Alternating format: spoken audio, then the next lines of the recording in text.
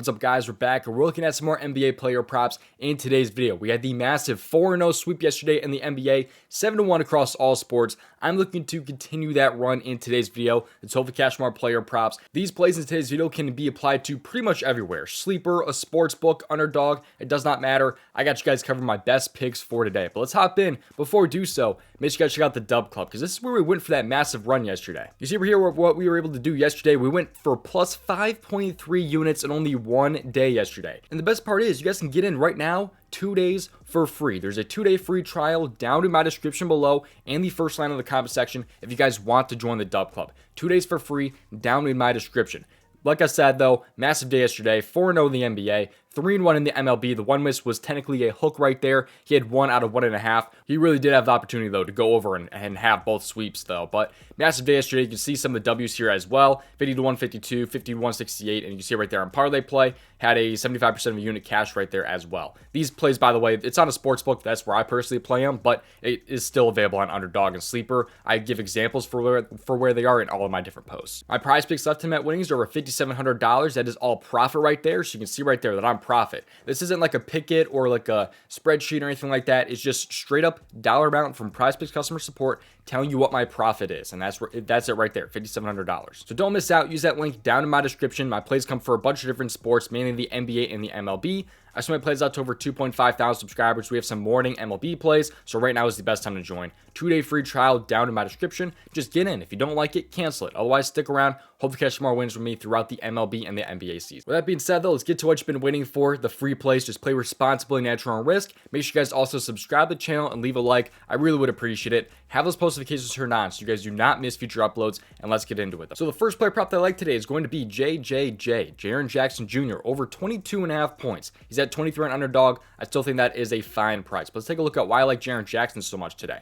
So let's take a look at PropStockCash. This is the player prop research tool that I personally use for all my player prop research. But you can see right here, he's over in 45% of games so far this year. So 45%, not anything super crazy there. But let's look at the injury report real quick. Today, the Grizzlies are going to be without Desmond Bane. So in games without Desmond Bane, he's over in 61% of games. So pretty crazy, drastic change in hit rate right there. But how about in games where he sees his full amount of minutes, which is like 28 plus minutes? This game needs to not be a blowout today. It's a 2-point spread between Detroit and Memphis today. So when he sees his 28 plus minutes, he's over in 65% of games, with 2 of those misses being on the hook and one other game there being with 21 points. So he has had a couple of games where he's just been right on that line, but hasn't really gone over. But now it's a matchup against Detroit that should be a really, really good one. In games where he's on the road, he's over an 80%, 8 out of 10 games. So really awesome hit right there when he's on the road. They are actually not favored against Detroit, which is kind of somewhat shocking, I feel like. Detroit is favored by 2 points today, but in games where they lose, he's over in 64%. So it's not like a drastic change there either. So it's still pretty good hit right there. With 1 day of rest, goes up just slightly to 67%. So it's a pretty nice splits here with him being without Desmond Bane and with those 28 plus minutes. But also, I want to look at the field goal attempts here because his field goal attempts have been kind of all over the place somewhat. He's had some games where he just doesn't try. Like against Brooklyn and Oklahoma, he had 12 and 10 there. However, he did shoot pretty bad in those games, so maybe that's why. He shot 2 for 12 and 4 for 10. He just started shooting bad, so he just decided to stop shooting. Although he's actually pretty consistently seen, even just in games, this is all games, by the way, with Desmond Bane, without Desmond Bane, does not matter. He has kind of consistently seen in these last few games 16 or more field goal attempts here, because that one miss there was only with 26 minutes, and that was against Orlando, who's a little bit of a tougher matchup, I will say. But in games where he plays, or when he has 16 or more field goal attempts, he is over in 68% of games. You can go with the same splits here as well. In away games, over in 78%. Games where they lose, he's over in 66%. 1 day of rest, he's over in 67%.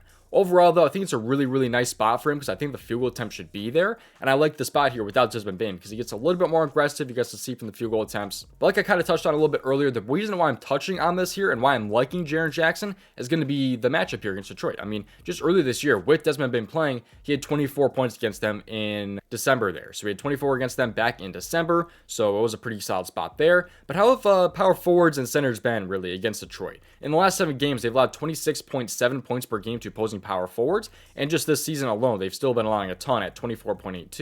If you want to look at just big men in general, like centers, they have been a little bit better against the center position, allowing 23.2 points per game. But in the last 7 games to opposing centers here, if you look at it, they have been allowing 21.88. So, they've been pretty solid against big men for the most part, at least for our sake, like we're targeting Jaren Jackson, they've been a pretty good matchup for centers, so I'm trying to say in those big men. So that's my first player prop right there. It's going to be Jaren Jackson Jr. over 22.5 points. I like the spot quite a bit today. By the way, if you like this tool I'm using right here, it's called props.cash. You can get it for yourself with the link down in my description below. Use promo code DMG for 25% off your first month. It's only going to be $15 for your first month. I absolutely love this player prop research tool. I've been using it for every single day for over 2 years now. So don't miss out, man, if you guys are interested in this tool. Amazing app, by the way, as well. You don't need a computer to research player props. They have an amazing app when it comes to researching player props, especially if you're into the MLB and you want to research some MLB player props.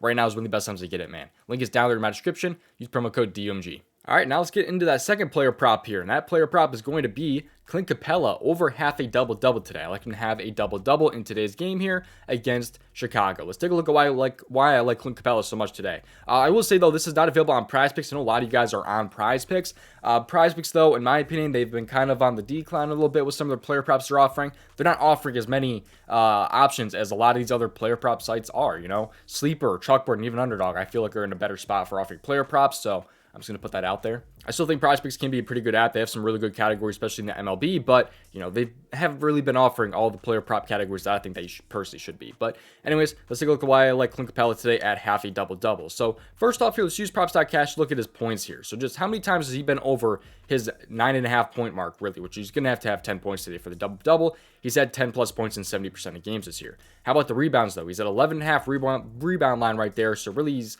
kind of at a 11 line, I'd say, with him being plus odds over 11.5. But he's had 10 plus rebounds in 64% of games. But if you look at StatMuse here, you see his game log here and what he's kind of done for his points plus rebounds here. He's had a double-double in 8 of his last 10 games. The only times he's missed was against Milwaukee. He only had 27 minutes in this game compared to some other games where he's seen 33 minutes, 29 minutes, 32 minutes right there. The other game he missed right there was only with 20 minutes there against the Lakers, where he fell 1 rebound short of going over that double-double there. So, I mean, a tough matchup against Milwaukee. He's going up against Anthony Davis against the Lakers, and also only fell short by 1 rebound with only 20 minutes in that game. I mean, Clint Capella should be in a great spot tonight, man. Look at what he's done against Vukovic in the past. The only time he went under, or the last time he went under, was back on the 27th right there. December 27th of 2021. It was the last time he missed there. Otherwise, he's had a double-double against him in 6 straight games, dating all the way back to 2021. So even just more recently, April 4th right there, he had 13 points, 14 rebounds against them, but that was last year. But I have some other centers been against them as of late. I mean, Rudy Gobert, he had a double-double against them. He had 19 points, 10 rebounds. I will say, though, Gobert probably should have had a little bit more than 10 rebounds right there in 38 minutes. But then Nick Claxton here, he had 11 points with 13 rebounds. You can see right here that Horford fell 2 rebounds short. He probably wasn't going to get 10 rebounds anyway, but still, he had a very good game against them. Cornette, he probably was going to have 10 points in that one. He still had a very good game against them there. Otherwise, you have Jock Landale here from the Rockets. He had 17 points with 12 rebounds, double-double. And then you also have DeAndre Ayton right here, 25 points and 15 rebounds. A lot of these centers have been very, very successful against the Bulls as of late at having a double-double. So